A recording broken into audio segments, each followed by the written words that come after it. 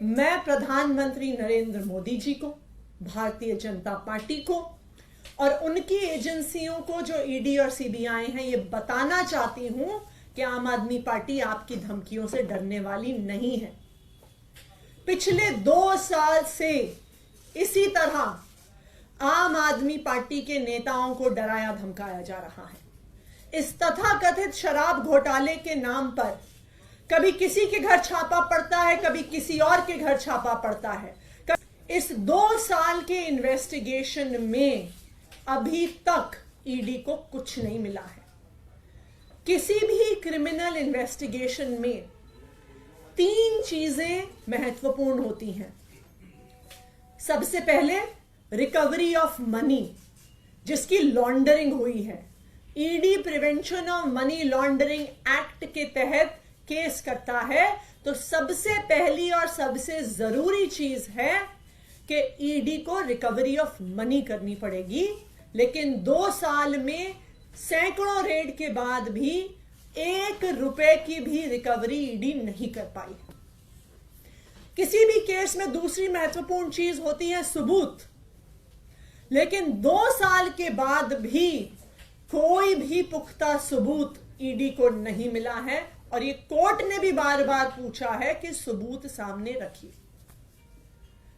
किसी भी केस में तीसरी महत्वपूर्ण चीजें होती हैं स्टेटमेंट्स, यानी कि गवाही।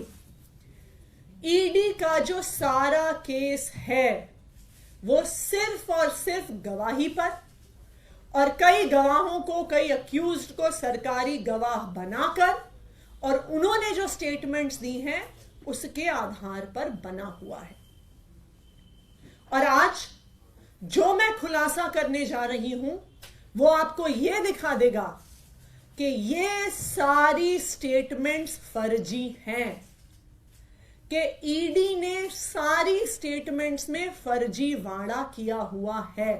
उन्होंने, ईडी वालों ने इतनी जोर की थप्पड़ मारा कान पे कि कान की पट्टी फट गई।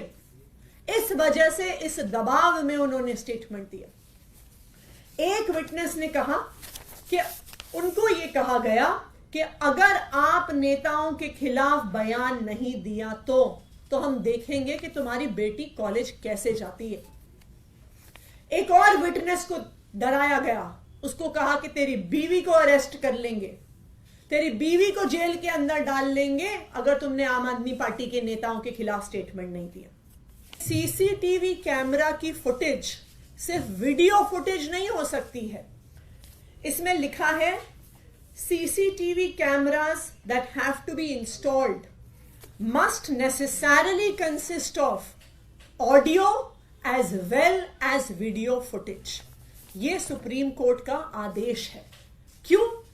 क्योंकि अगर ऑडियो और वीडियो फुटेज नहीं होगी तो यह सबूत नहीं बचेगा कि क्या किसी विटनेस को डराया गया, क्या किसी विटनेस को धमकाया गया।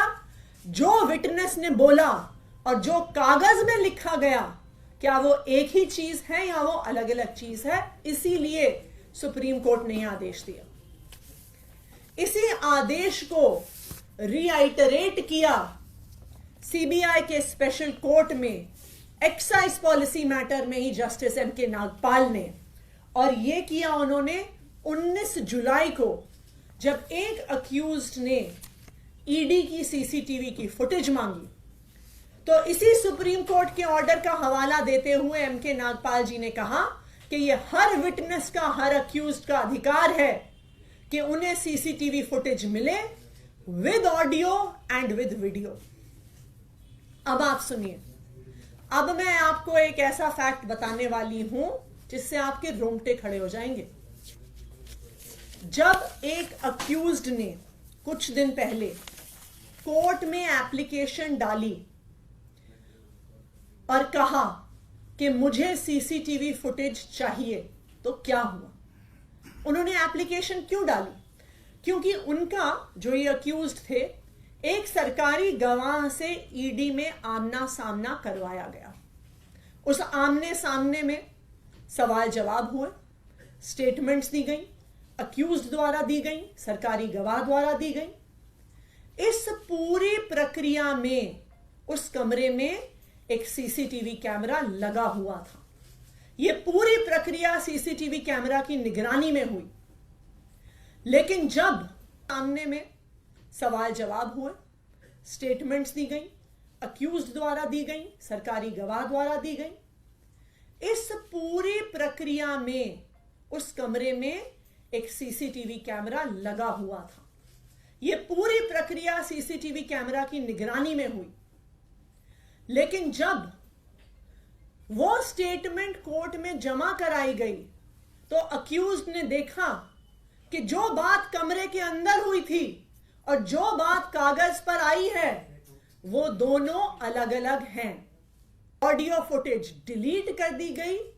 पिछले 1.5 साल की सारी इंटेरोगेशन, सारे सवाल जवाब जो हुए हैं ईडी में, सबकी ऑडियो फुटेज को डिलीट कर दिया गया है। इनकी अगर स्टेटमेंट फर्जी नहीं होती तो आपको ऑडियो डिलीट करने की क्या जरूरत थी। तो आज देश के सामने यह बात आ गई है कि यहां पे घोटाले की जांच नहीं हो रही है, ईडी की इस जांच में ही घोटाला है। तो इस इन्वेस्टिगेशन का सारा दूध का दूध पानी का पानी हो गया कि ना पैसे की रिकवरी, ना सबूत और ना ही स्टेटमेंट्स का कोई भी सबूत के वास्तविक तौर पे विटनेसेस ने क्या कहा है। तो आज मैं ईडी को चैलेंज कर रही हूं और इसी चैलेंज को हमने कोर्ट में भी रखा है सामने। हमने कल सीबीआई के और ईडी के स्पेशल कोर्ट में राउज एवेन्यू में एप्लीकेशन फाइल करी है और हमने सारी की सारी वीडियो रिकॉर्डिंग्स और ऑडियो रिकॉर्डिंग्स की डिमांड करी है। और मैं ईडी को चैलेंज कर रही हूं कि ये ऑडियो रिकॉर्डिंग्स देश के सामने रखें। Thank you. है कि आज ईडी का ये खुलासा होने वाला था। इस खुलासे को लेकर कल शाम से ही ईडी वाले डरे हुए थे। वो अलग अलग जगह फोन करके पूछ रहे थे कि किस चीज पर खुलासा है, किस चीज पर खुलासा है। और आज इस खुलासे को रोकने के लिए आज सुबह 7 बजे से ही आम आदमी पार्टी के अलग अलग नेताओं के घर पे, उनसे जुड़े हुए लोगों के घर पे छापे शुरू हो गए। ये आम आदमी पार्टी को डराने का प्रयास है। वरना आप ये तो छोड़िए कि आम आदमी पार्टी के ट्रेजरर के घर पे रेड हो रही है, उनके पीए के घर पे रेड हो रही है, मुख्यमंत्री के पीए के घर पे रेड हो रही है। तो ये बिल्कुल साफ है कि एजेंसीज को सिर्फ डराने और धमकाने के लिए इस्तेमाल किया जा रहा है। नाम बता सकते हैं कि किसने ये ऑडियो और वो मांगी थी और फिर ऑडियो नहीं मिली है? क्योंकि अभी एक वीडियो आया था जिसमें संजय सिंह ये कहते हुए दिख रहे थे। ये एक केस में अक्यूज्ड है और डिटेल्स हम आपको प्रोवाइड कर देंगे।